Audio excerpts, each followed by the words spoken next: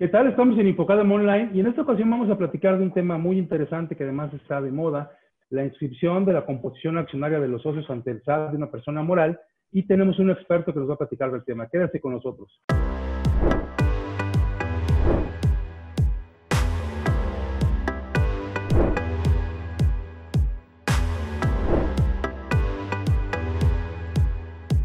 ¿Qué tal, estimados amigos? En esta ocasión vamos a platicar de un tema que tiene mucha importancia, que tiene vínculos con distintas disposiciones legales, que además tiene un fin muy particular, que es la inscripción de la composición accionaria de los socios de una persona moral ante el SAT, una obligación que próximamente tendremos que cumplir.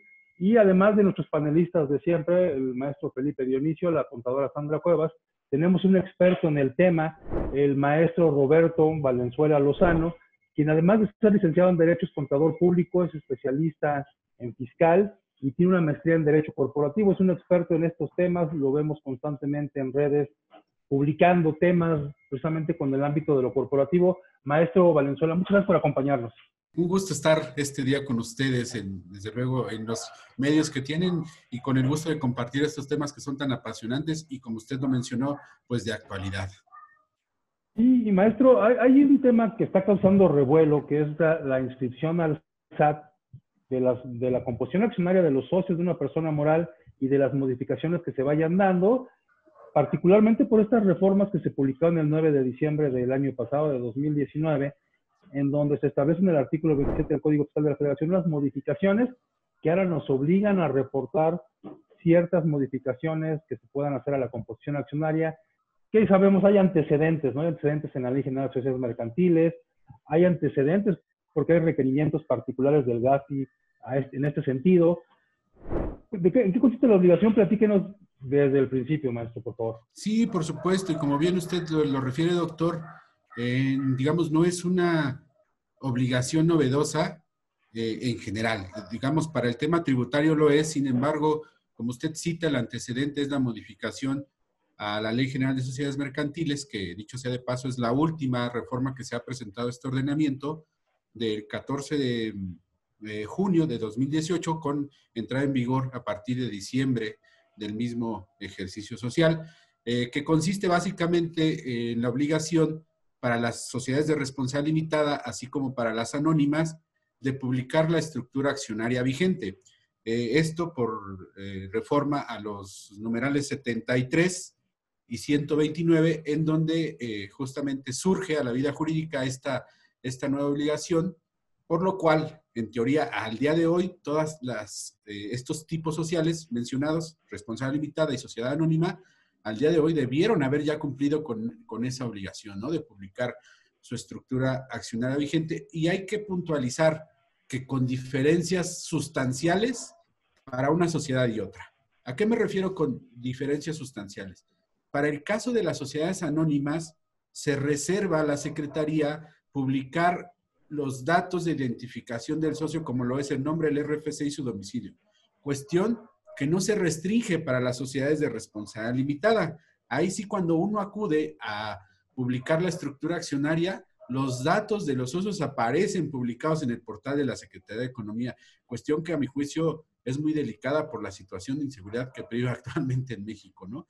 La justificación que se dio para que se reservaran los datos en una sociedad anónima es porque justamente según tiene esta característica. Sin embargo, el legislador perdió de vista que cuando se modifica la ley en 1982 para modificar el tipo de acciones al portador, pues se perdió la característica de anónima, ¿no? Pero bueno, ese, digamos, es el antecedente en materia mercantil, que a mí me parece, reitero, injusto. Digamos, ese es génesis de la obligación de publicar la estructura accionaria vigente. Como bien usted lo anticipó, el artículo 27 del Código Fiscal de la Federación, derivado de la reforma publicada en diciembre pasado, el día 9, trata de replicar esa obligación para efectos tributarios. Y digo trata porque es una obligación diversa. No es la misma obligación de la Ley General de Sociedades Mercantiles en los mismos términos, porque acá nos habla la fracción sexta, concretamente del apartado B, de publicar cada que haya una inclusión o exclusión de socios. Digamos, de ahí ya hay una diferencia entre Ley General de Sociedades Mercantiles y ley tributaria. Que el propósito es el mismo, ¿no? Cumplir la recomendación 24 del GAFI en todos sus términos. Identificar al beneficiario final para Ley General de Sociedades Mercantiles, identificar particularmente al socio para efectos tributarios y en esa medida poder tener claro, tener preciso a quién imputarle una responsabilidad de tipo administrativo o incluso penal, ¿no? Cuando se lleguen a presentar alguna de las hipótesis que establecen ahí las leyes tributarias. Y lo he escuchado en otros foros hablar del tema precisamente, y si no, este tema de otros vinculados, pero una cosa que me llama la atención es mucho el vínculo que hoy se hace con el ámbito de lo internacional, hablar del GAFI, de este Grupo de Acción Financiera Internacional contra el blanqueo de capitales, el financiamiento del terrorismo, hablar también de esas reformas que hemos incorporado del derecho comparado, el Código Nacional de Procedimientos Penales, particularmente la responsabilidad penal de las personas morales, ¿no? Que hoy es un tema que si no de moda, porque ya tiene algunos años dentro de nuestro ámbito jurídico, pues es un tema que se está tratando de perfeccionar en nuestro entorno. ¿Qué tanto debemos preocuparnos? ¿Es mera información? ¿Es parte de un plan integral de las autoridades fiscales el que estemos proporcionando esta información? Porque finalmente, bueno, hoy se reconoce nuestro derecho, las personas morales sí pueden delinquir, pero también sigue habiendo responsabilidad para las personas físicas. ¿Qué tanto son los vínculos? ¿Qué tanto debemos estar al pendiente de esto? Yo creo que los vínculos están íntimamente relacionados. Actualmente no podemos ver una reforma de manera aislada. Realmente yo siempre menciono que hay un denominador común y un ejemplo palpable, latente, es justamente este par de reformas de las cuales hemos hablado a diferentes ordenamientos, uno de naturaleza mercantil del derecho, del ámbito del derecho privado y una reforma al derecho tributario perteneciente al ámbito del derecho público, ¿no? Sin embargo, reitero, tienen un mismo propósito, es cumplir con una recomendación del ámbito internacional derivado del GAFI, de estas 40 recomendaciones que México en su mayoría había adoptado. Sin embargo, tenía deficiencias en la 24, que es concretamente la identificación del beneficiario final, así como en la 25, ¿no? Del beneficiario real para efectos del sistema. Perdón que lo interrumpa, pero precisamente por la importancia del tema y considerando que aquí tenemos los tiempos muy acotados, le voy a pedir que nos siga platicando el tema. Vamos a ir a un corte y regresamos para seguir platicando de esta obligación de inscribir a los socios y las modificaciones accionarias de una persona moral, sociedades anónimas y sociedad responsable limitada cuando lo hacemos del corte. Quédate con nosotros, por favor. No te vayas. En un momento regresamos a Infocadem Online.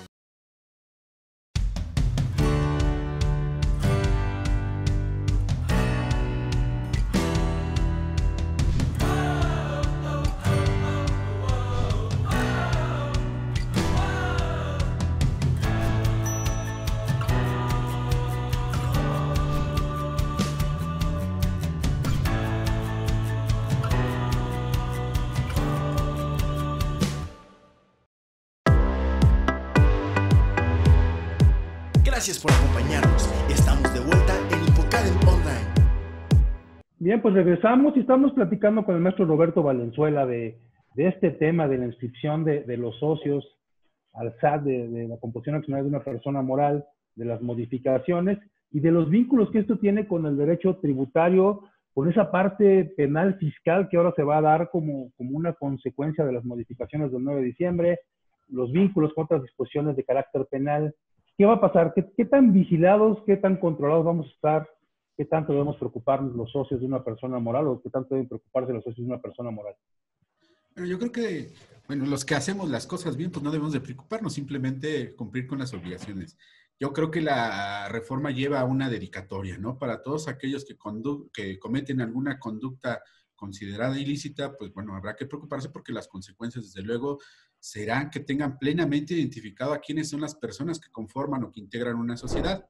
Mencionaba previo al corte que, desde luego, hay un denominador común y mencionaba el vínculo que existe en sociedades mercantiles con el derecho tributario en virtud de esta reforma, pero también existe relación con otras disposiciones legales, como bien usted lo apuntaba, el ejemplo del Código Nacional de Procedimientos Penales. Actualmente las leyes llevan un propósito cuando se reforman, y ese propósito es vincular todas las disposiciones para tener perfectamente el andamiaje jurídico para imputar alguna responsabilidad a quien comete un ilícito. Y esto, pues, desde luego es aplicable al tema tributario. El Código Nacional de Procedimientos Penales, que como bien usted lo apuntó, refiere el tema de la responsabilidad penal de las personas jurídicas con independencia de la responsabilidad que puedan tener sus representantes legales, ¿no?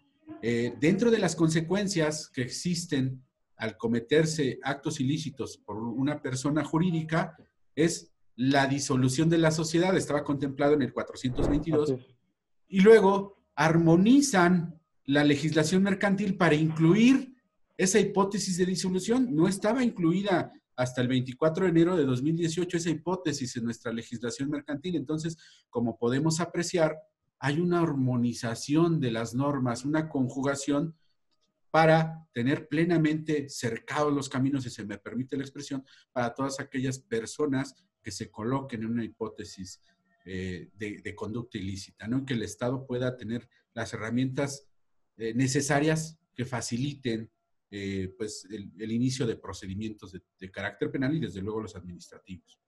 Lo cual se agradece, ¿no? Que hay una armonía de leyes que de repente no llegamos a tener en todas las materias, pero bueno, el hecho de que ya la mercantil, la penal, la fiscal se vayan adecuando y vayan siendo armónicas es muy bueno.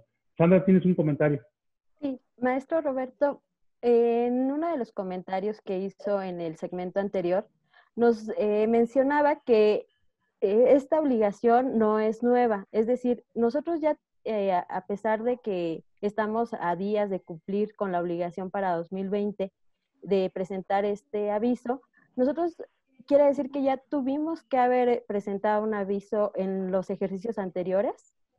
Sí, pero para efectos mercantiles, en cumplimiento de la reforma de junio de 2018, vigente a partir del 14 de diciembre del mismo ejercicio, para efectos mercantiles y únicamente para los tipos sociales responsabilidad limitada y sociedad anónima. Para los demás no. En el tema tributario es general, es para todas las personas morales con independencia de su régimen jurídico, ¿no? Que ese, digamos, marca una diferencia sustancial y que, dicho sea de paso, son obligaciones distintas. ¿Por qué? Porque, como ya lo había mencionado, la fracción sexta del apartado B del 27 señala que únicamente tendremos que presentar un aviso cuando haya una inclusión o exclusión de socios.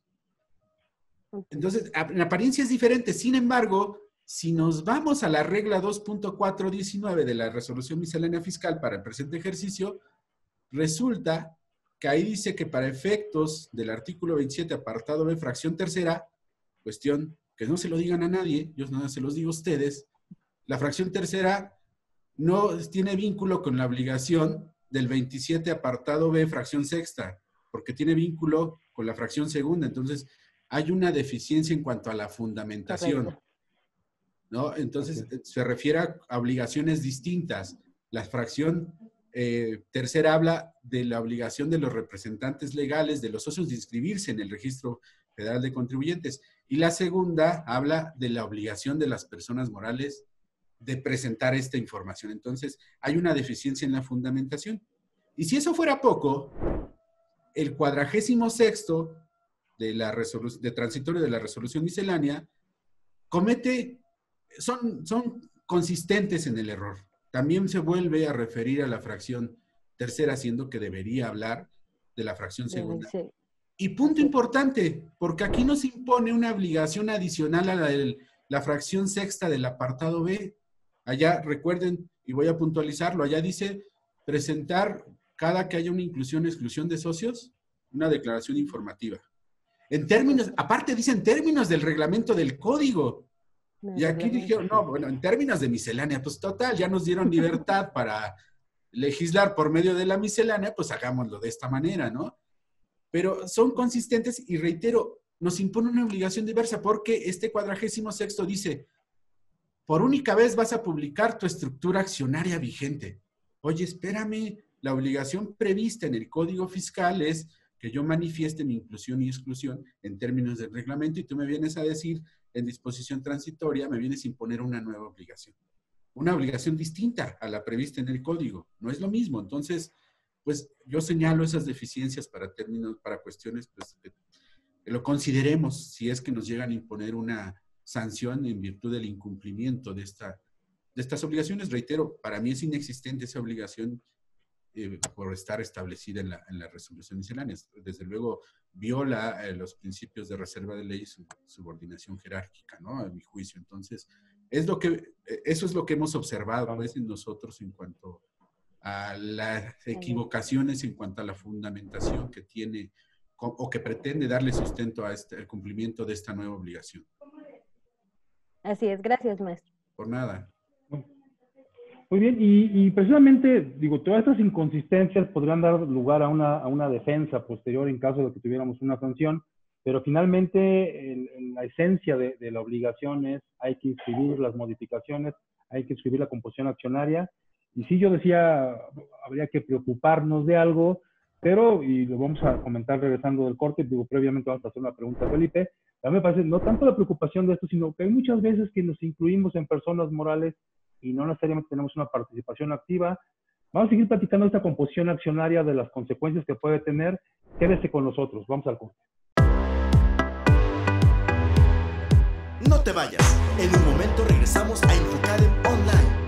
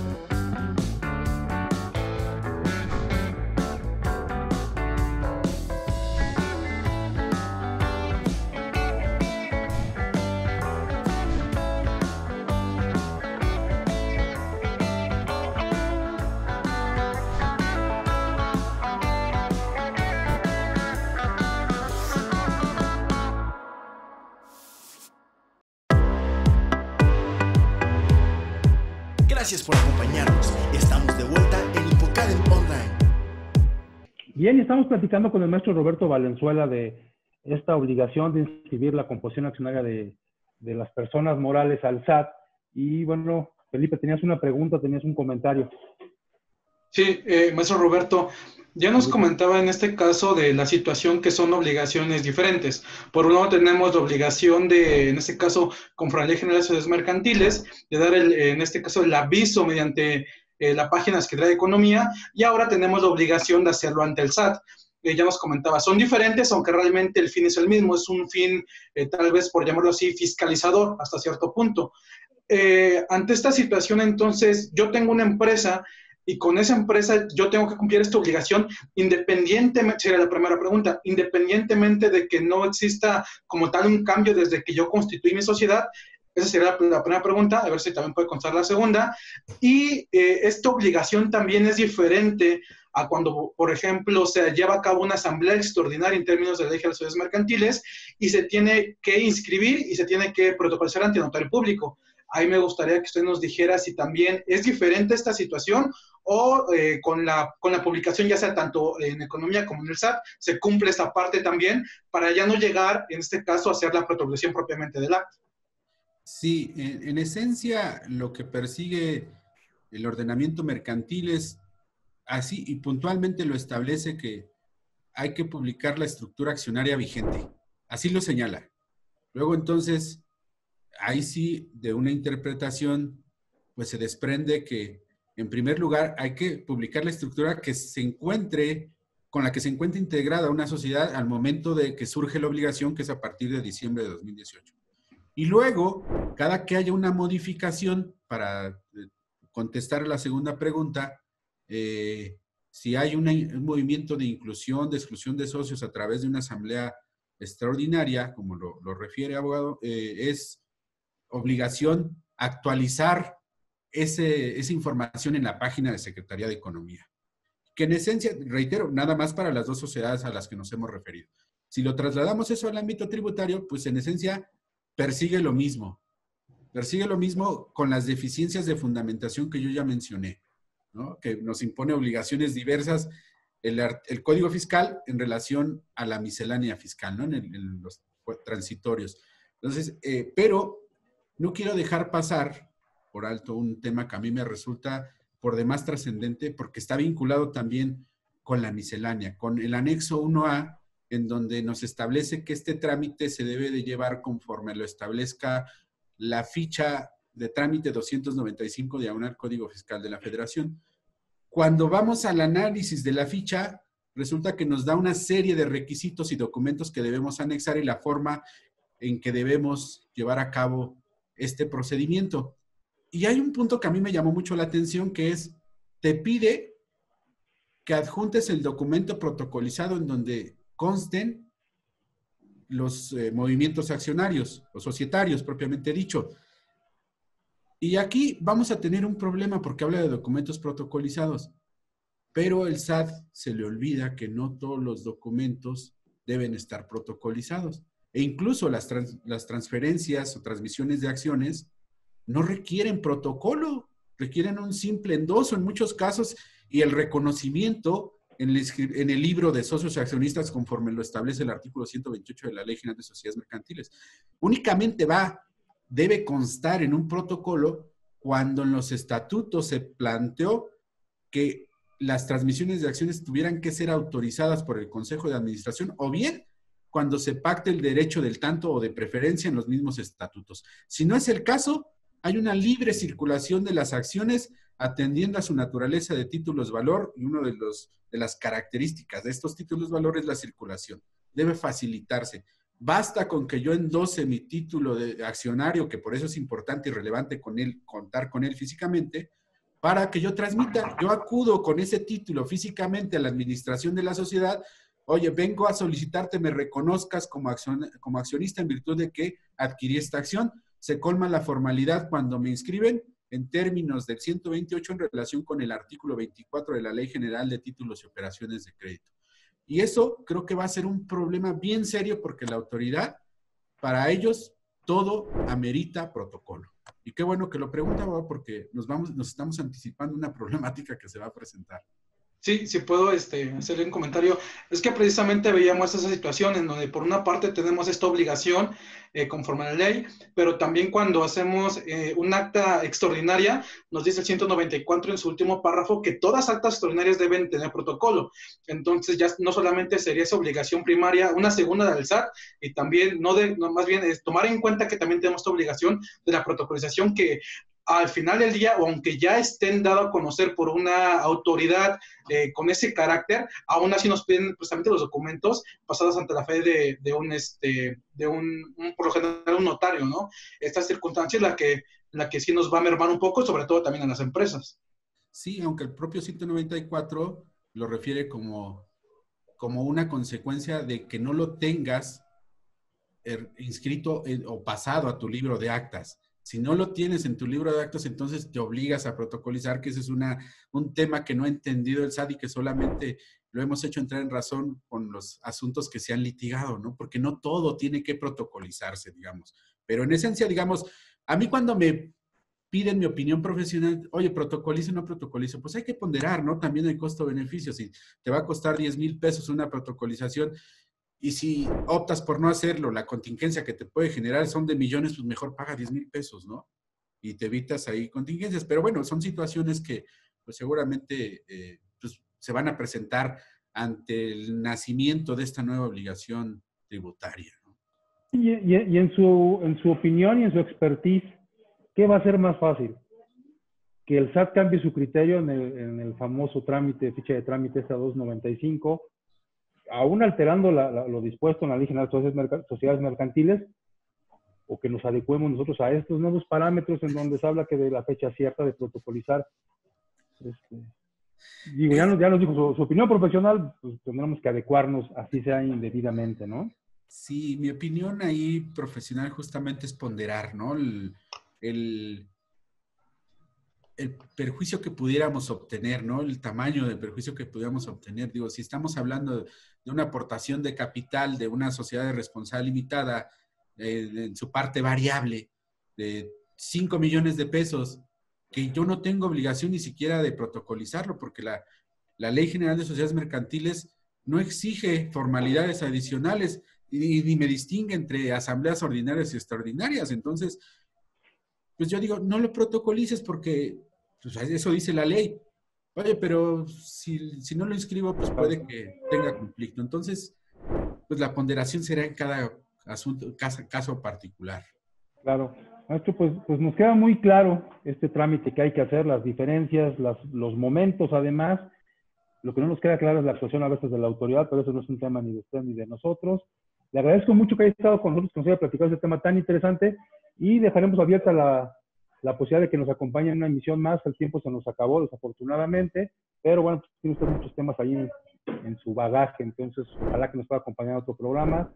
Muchas gracias, Sandra. Muchas gracias, Felipe. Gracias, Maestro, nuevamente. Gracias, doctor. Nos esperamos en una emisión más de este programa para resolver temas fiscales, financieros y legales, como fue el caso del día de hoy. Muchas gracias por acompañarnos.